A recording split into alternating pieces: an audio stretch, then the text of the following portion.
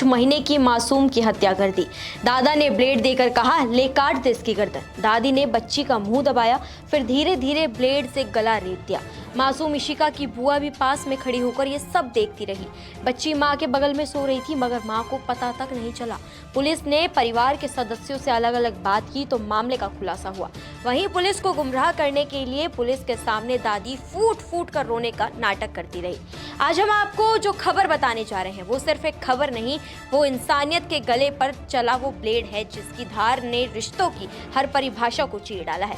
उत्तर प्रदेश के सहारनपुर में एक दादी ने, हाँ सही सुना आपने, एक दादी ने अपनी ही 5 महीने की पोती का गला ब्लेड से रेत दिया और वजह सिर्फ इतनी कि बहू को जेल भिजवाना था। आइए सुनते हैं इस खौफनाक हकीकत की पूरी कहानी क्या है। घटना सहारनपुर के गागलहेड़ी थाना क्षेत्र के कुतुबपुर कुसेनी गांव की है। 28 मई की सुबह 5 महीने की इशिका अपनी मां शिवानी के पास सो रही थी। शिवानी की नींद खुली, बिस्तर पर खून था, चीखें गूंज उठी, लेकिन तब तक बहुत देर हो चुकी थी। तब परिवार के सभी लोग आए और बच्ची की हालत देखकर उसे हॉस्पिटल ले गए। डॉक्टरों ने मासूम को मृत घोषित कर दिया। डॉक्टरों ने बताया इशिका की गला रेतकर हत्या की गई है और इस दिल को दहला देने वाली जुर्म की साजिश घर के अंदर ही रची गई थी। इंस्पेक्टर विनोद कुमार ने बताया, जिस घर में बच्ची की हत्या हुई थी उसमें बाहर से कोई आसानी से नहीं आ सकता, क्योंकि पीड़ित परिवार के घर में खतरनाक कुत्ता पला हुआ है। इस वजह से कोई पड़ोसी भी घर में आने से डरता है। ऐसे में बाहर से किसी के आने का तो सवाल ही नहीं उठता। परिवार में कुल 14 सदस्य हैं। 2 भाइयों की शादी नहीं हुई, एक बुआ है, वो भी कुंवारी है। इससे शक था कि इस हत्याकांड को परिवार के किसी सदस्य ने ही अंजाम दिया है। मासूम के पिता राजवन 3 महीने से घर पर नहीं है, वो केरल में सलून चलाते हैं। जब दादी सरिता पुलिस के सामने आई तो नाटक शुरू हुआ, आंसू, चिल्लाहट और बहू पर आरोप। एसएसपी रोहित सिंह ने बताया, बच्ची की मौत के बाद पुलिस ने परिवार के सभी सदस्यों से अलग अलग बातचीत की।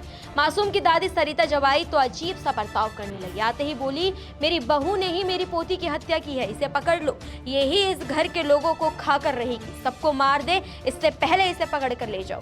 इसके बाद पुलिस ने दादा से बात की। दोनों की बातचीत पर पुलिस को शक हुआ। पुलिस ने शक पर दादा धर्मेंद्र, दादी सरिता और बुआ वंशिका से सख्ती से पूछताछ की तो सच सामने आने में देर नहीं लगी। पुलिस पूछताछ में दादी सरिता ने बताया, बहू शिवानी कई दिनों से मुझसे झगड़ा कर रही थी। इसके बाद हम लोगों ने तय किया कि इसको जेल भिजवाएंगे। मैंने पोती की हत्या की साजिश रची। बुधवार सुबह 4 बजे जब देखा कि सब सो रहे हैं तब अपने पति धर्मेंद्र और बेटी वंशिका को उठाया। मुझे मेरे पति धर्मेंद्र ने ब्लेड दिया। ब्लेड लेकर बहू की चारपाई के पास गई। सबसे पहले पोती का मुंह दबाया, इसके बाद धीरे से ब्लेड से उसका गला रेत दिया। तब तक मुंह दबाकर रखा जब तक मासूम इशिका की सांसें नहीं थम गई। इस सब का सिर्फ एक मकसद था, बहू शिवानी को झूठे केस में फंसाकर जेल भेजना। बच्ची की मां शिवानी ने अपनी सास सरिता, ससुर धर्मेंद्र और ननंद वंशिका के खिलाफ हत्या का मामला दर्ज कराया है। पुलिस ने पूछताछ के बाद तीनों आरोपियों को गिरफ्तार कर लिया है। एसएसपी रोहित सिंह ने मामले की पुष्टि करते हुए कहा, ये जुर्म रिश्तों की चुप्पी नहीं बल्कि इंसानियत की चीख है। थाना गागलहेड़ी के अंतर्गत एक कुछ परिजनों के द्वारा सूचना दी गई कि 4-5 महीने की बालिका थी, वो घर पे सब लोग सो रहे थे और सुबह 6 बजे के आसपास उन्होंने देखा कि लड़की गले से कुछ खून बह रहा है, तो उसको अस्पताल ले गए और जहां उसकी इलाज के दौरान मृत्यु हुई।